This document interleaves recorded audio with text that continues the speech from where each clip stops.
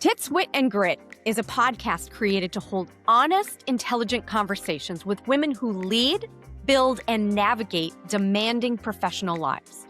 This podcast was born from a belief that women benefit from spaces where experience is honored, perspective is shared openly, and leadership can be discussed in both depth and candor, and maybe even a little laughter.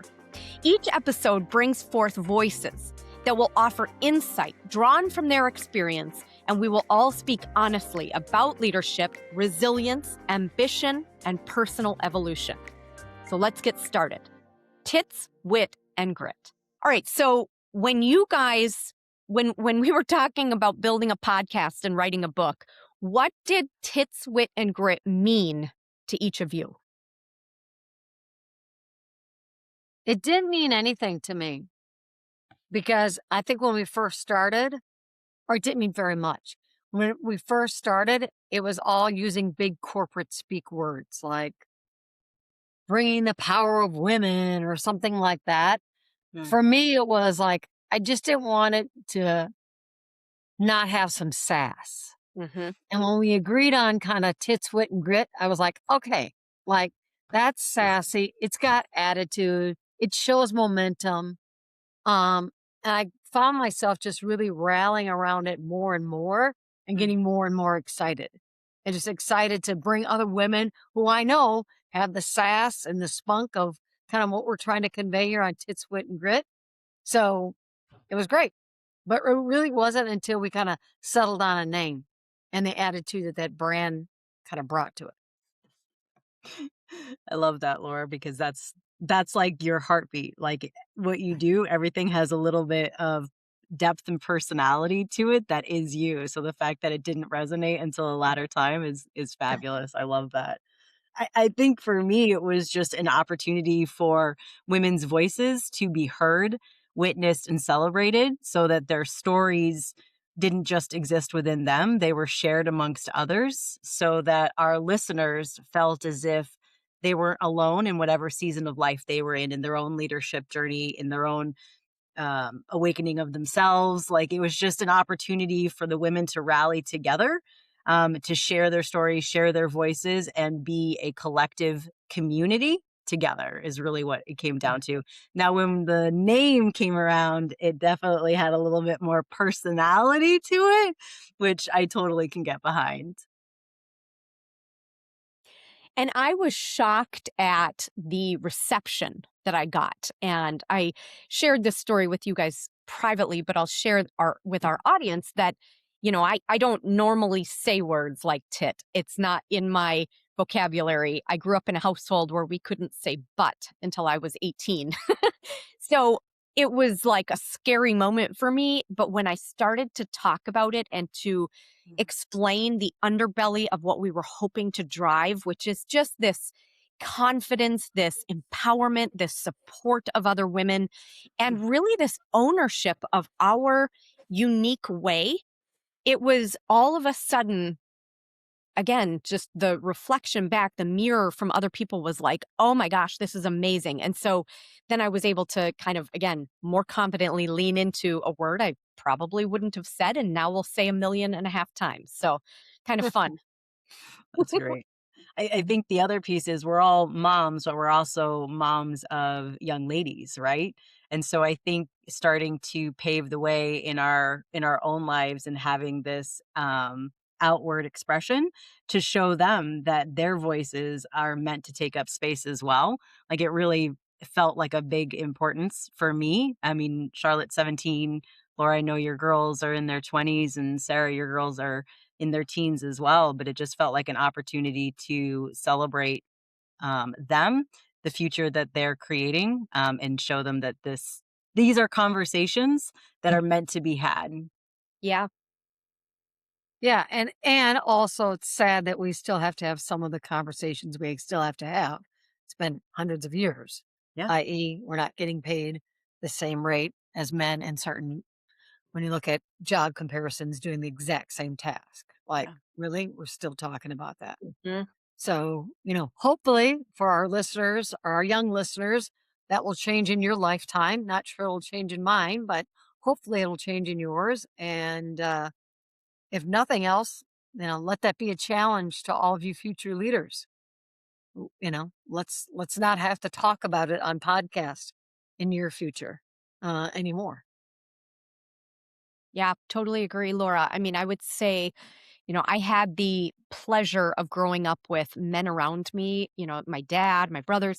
I feel like I have been in a bubble of um, men who were supportive, men who were, more, and I'm going to use the term feminist because of their drive for equality.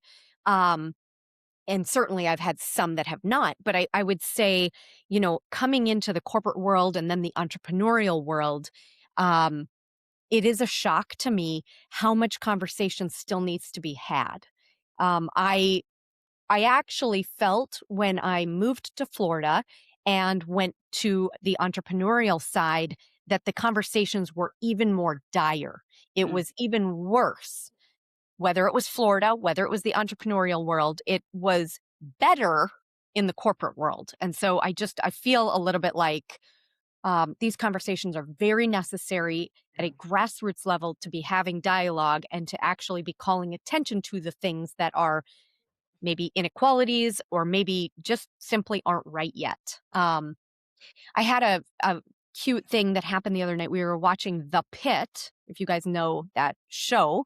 Yeah. And there was a woman on the show that was talking very directly to the doctors about how many doctors she had seen and how her female symptoms had never been attended to, had never been recognized or even listened to. She never felt heard until on the pit in the ER, one of the female doctors finally listened and finally, found the answer. And I would say, obviously I know that's, Hollywood, but there are so many things still that we are grappling with. And so I'd love to create a place for people to bring their challenges. Like, where are you not being heard? Where are the things that you feel like you're up against the world, like David versus Goliath? We want to hear those things. We want to help break through. We want to create conversations so that hopefully we can make change.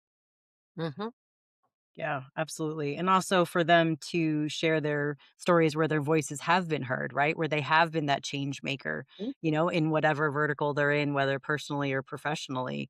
I think some of our guests are going to be those that come with those type of stories, and we get to celebrate them and share the good work that they are doing and being the change makers in the world that we need more of today. Yeah. And I think what we don't want this to be is this is not going to be, sorry, a bitch session about men and how, woe is us. This is more about let's talk about people's experiences, let's learn from them, and let's see how we can work together Right. to help make change. And again, change, it can happen tomorrow, it can happen 2 years from now, but at least move forward. And I think that's what for me as we have more and more guests on and oh by the way, like bring on our first male guest, Yeah. like it's this isn't just a girls club. We don't want that. But we are going to shine the light on women who have had amazing experiences that people can learn from. Mhm. So that's what I'm looking forward to as the year kind of rolls along. Hmm. Me too. Okay, so let's talk about oh shit moments. What are some oh shit moments that you've had? It's a great question. Mm.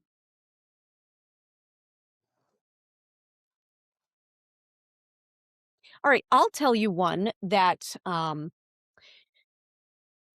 has been eye opening for me. And I will say that it is actually the opposite in terms of gender discrimination. So, my husband is a fourth grade teacher, Mm.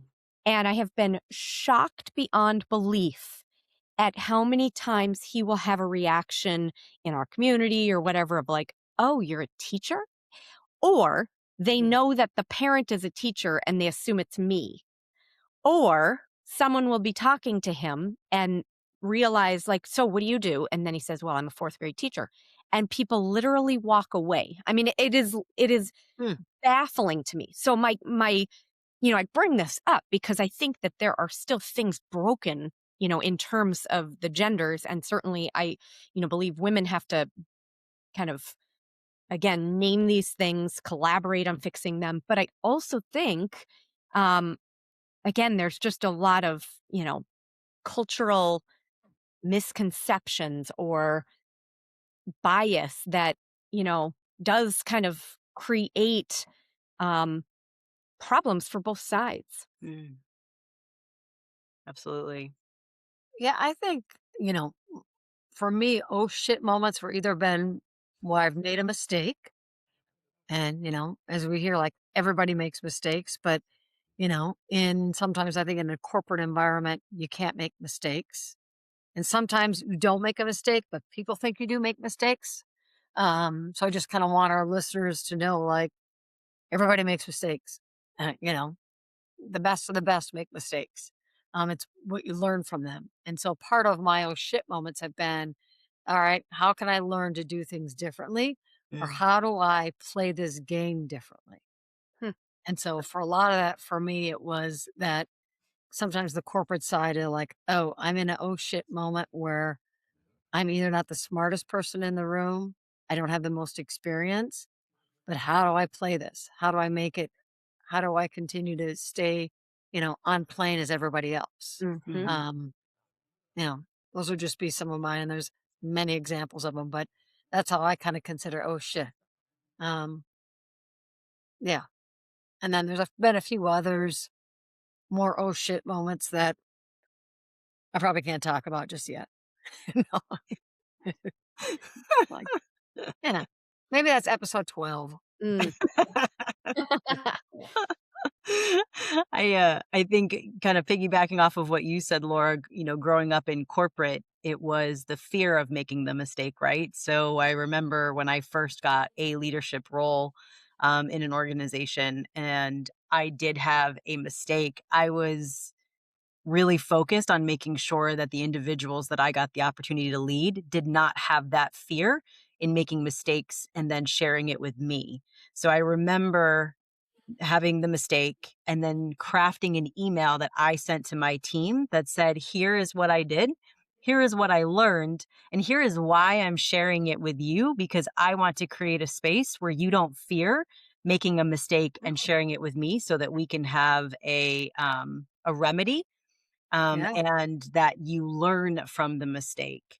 And so I think that was probably my, oh shit, I can do this differently so that they don't experience what I went through. And I remember the feedback was really profound. Um, but I think that has to be one of my most Mm, memorable oh shit moments. That's That's a powerful. that's that's amazing gift that you gave to those people. Yeah. Thank you. Yeah. Yeah. I'm hopeful you never know Yeah. what they do with it, but all you can do is, like we said before, be the change and invite them to do likewise so that if and when they're in that a similar space, they get to lead from that Yep. mindset and that heart space. Hmm. For sure. Yeah. Yep. Yeah. Mm. All So right. How about no shit? Moments where you've said, I don't care anymore. No shits are given. I remember mine when I took the leap of faith and left corporate and joined the entrepreneurial world with you lovelies. I remember turning in my resignation. I remember exactly where I was, what I was doing, and the I am done with this life that I'm living in and the way in which I am existing and not living, and know that there is more to life than this. And so it was I have no more shits to give. I'm taking back the reins of my life. And it was definitely an oh shit, but it was a no shit. No, no shit. I'm doing this. I'm out of here. Exactly. Yeah. Exactly. I think no shit moments for me have been more like, no shit, that just happened. Like, really? Um, and one example of that I experienced was I had my first two children back to back. In fact, I came back from maternity leave pregnant. Yep, you heard that right. I came back from maternity leave pregnant. And at the time, I went in and told one of my bosses, and he was awesome. He was like, "Great, we'll hold your position for you again." That's It's awesome. great. And I went and I told not a boss of mine, but a colleague, I'm like, "Well, I'm pregnant again." And he looked at me and he goes, "Wow, what a racket that is." And on my response, I was pretty quick on my feet, or I can be. I said, Hold on, Jim. I want to get my tape recorder out. Would you like to say that into my tape recorder? For those of you that don't know what a tape recorder is, you can look it up. But yeah, I mean, and I was kind of like, no shit, he just said that. Like, no shit, I'm going to come back with something just as good. Yeah. And it stopped him in his place. Good. But I was like, wow, okay, you know, Yeah. hmm, here Mm. we go. And then probably another no shit for me was um, managing people. And I would, probably fight to a fault for my people who I felt deserved. Yeah. And at times, I would have to go in and defend my people. And just because they might not have the right education or the right school that they went to, even though they had the same amount of years of experience and same amount of accomplishments, they didn't get a certain rating that they deserved. Hmm. And that for me was like a no shit. Like, no shit. Like, they're just as good, if not better. But because they don't have that school behind their name, really? Like, Yeah. no shit. We're gonna hold that against them. So that was just kind of like, those are kind of like the bad things of no shit. Like, ugh, Mm. really? But I worked through it. So, Yeah. that's why I'm here. Yeah, That's the grit coming to life right there. made you who you are. I guess the wit and the grit. I was And just gonna because I was say. pregnant, the tits too. You were the full package, Laura. I did. I was the full package there. That's great. I can think of a couple things. One, I think I shared with both of you maybe on another episode, but just being a brand new mom with a brand new baby and having to travel for work and having to nurse. And Oh did I tell yeah. this story last time?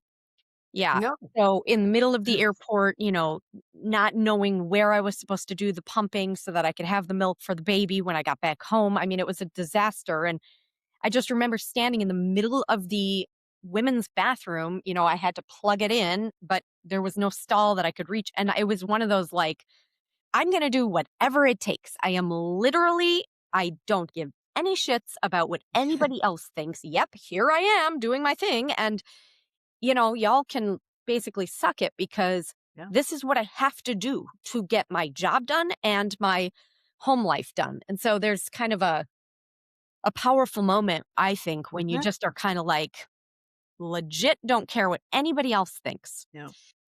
Another one that probably was, again, negative at the time, but has, kind of changed my life was, I think, a little bit of being underestimated by a man that was, my boss. And, I think you guys, again, know the story. I've shared this, but, I felt I was, kind of a gritty hard worker, kind of in the background, not wanting to take all the claim or glory or any of those things, but was really publicly almost humiliated or chastised in front of a group of my peers. And I just really had a reaction like, yeah, no, that's a line that you've crossed. And I no longer can go backwards. It's like, I think I have a lot of patience and a lot of grace for people because, again, to our point earlier, I think people make mistakes and we can't necessarily just, cancel culture everything.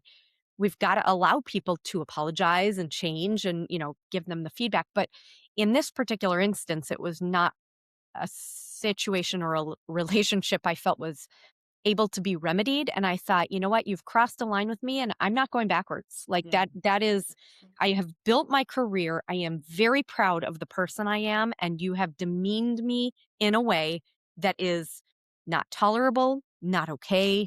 And if I'm going to stand in front of my career and help other women, I would be a hypocrite Mm. if I continued in this situation. So, anyway, those are two examples of my no shits to give. Mhm.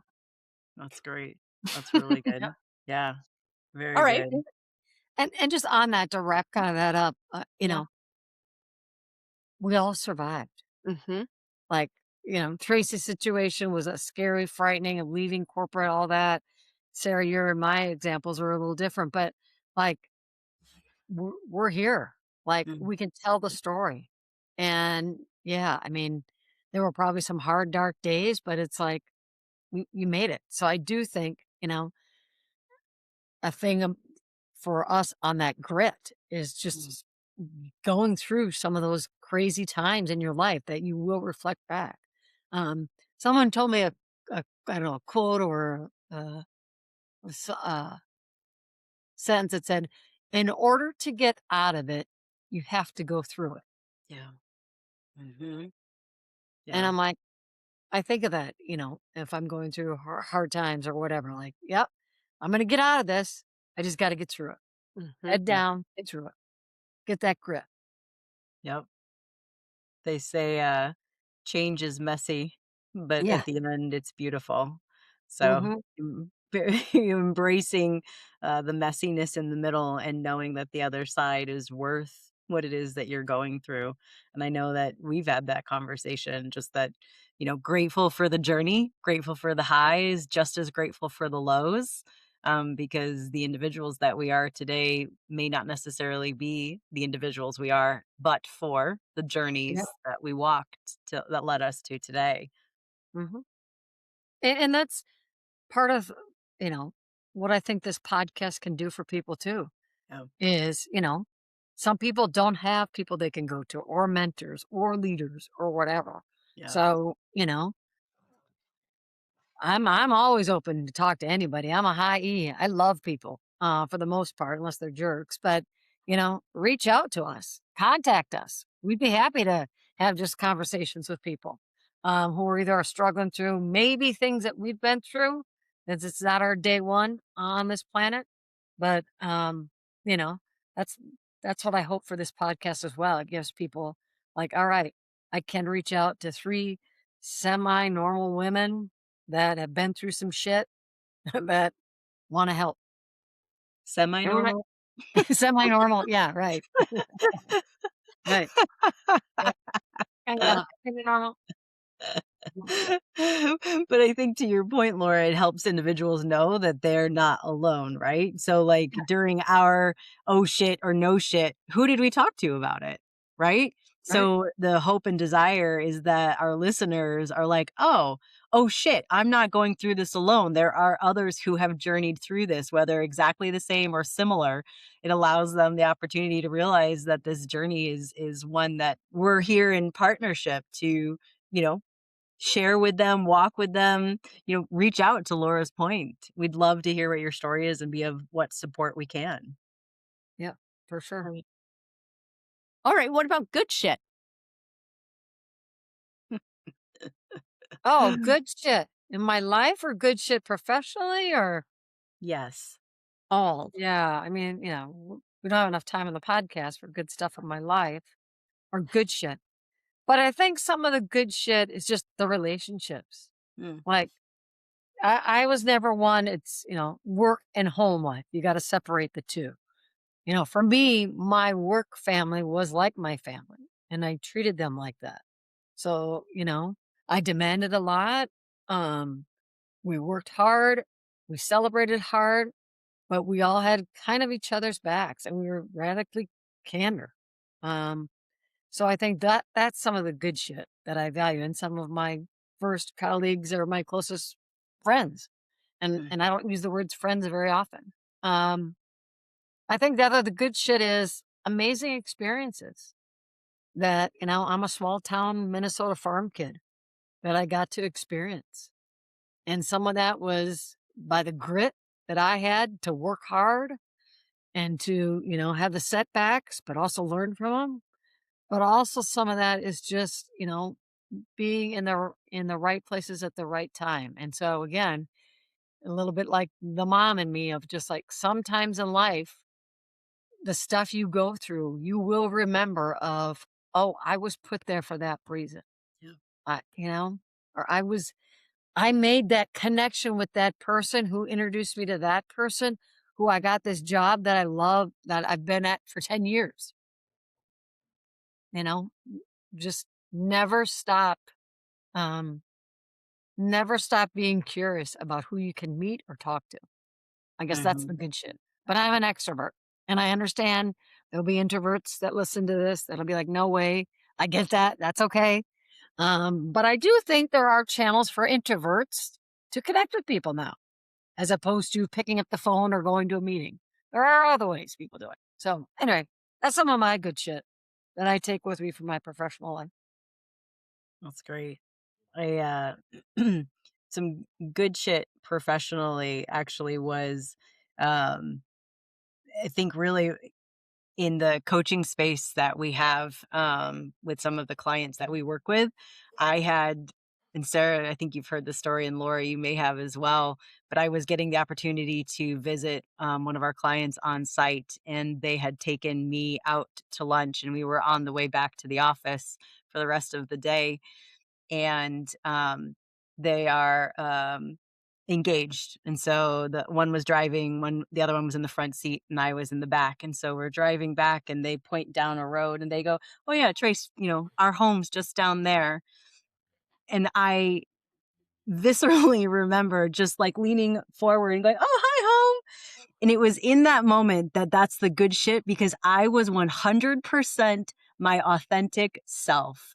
For so much of my career and my growth trajectory, I was attempting to emulate somebody else.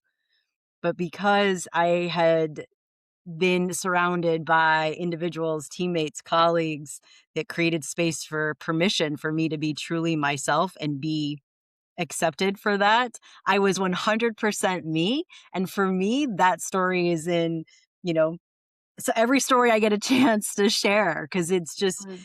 that is the good shit that in professional world, I really want to highlight, is just you get to authentically be who you are. So when the opportunities that Laura just mentioned, the individuals that are then making the connections know who you are at your core, and it is a fortuitous union of personalities, dynamics, and who knows where it goes from there. But I think for me, that is the good shit, is the understanding of who it is that I am, having the permission and the grace to show up 100% Mhm. authentic in who I am, and then demonstrating to others, whether it be personally or professionally, that that is absolutely the way you should. Mhm. Here's permission, right? Here's permission in this moment. Be you, because it's perfect just the way Oh, you are. That's great.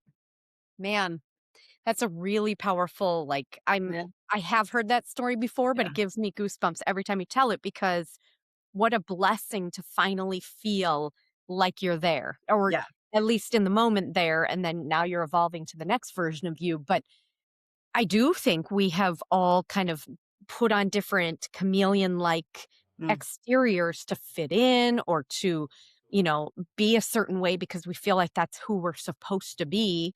And then when we shed all of that, I mean, it is such a relief. And also, we kind of shine brighter. And I love that story, Tracy. Yeah, I mean, I am a lifetime learner. Like, I am really, I love to learn. I love to do different things. And there have been inputs that I now am able to kind of have as outputs. So I'll give an example. You know, in the Brene Brown Atlas of the Heart, there's an HBO series, there's a book, and I love listening to her. I love reading her because I think she just kind of speaks in a way that I can understand. Um, and there was this one story she was telling to her daughter about, like, a real friend will help to cup their hand around your candlelight, right? To make you be Mhm. able to shine brighter, and not, secretly trying to blow it out in the background because they're jealous or they don't want you to shine or outshine them or whatever. And so that becomes something that I can retell to a client who, again, may be in a business situation where they have someone that's battling them, and they have someone that they feel like is a candle blower outer. And so now I can say, gosh, here's a piece of input that I used to learn about me. I wonder if this will help you so that you can get a little bit tougher of like, no, don't blow out my candle. Or again, it's just one story, one little tidbit. But I think there are so many wonderful people out there doing great work and bringing forth pieces that we can then pass along and interpret it and build it for them in that moment so that we can help them learn something about themselves, their business, their colleagues, whatever it is. So I feel a little bit like an interpreter of like taking all these things, interpreting it and applying it. And I love that. I think that's really fun.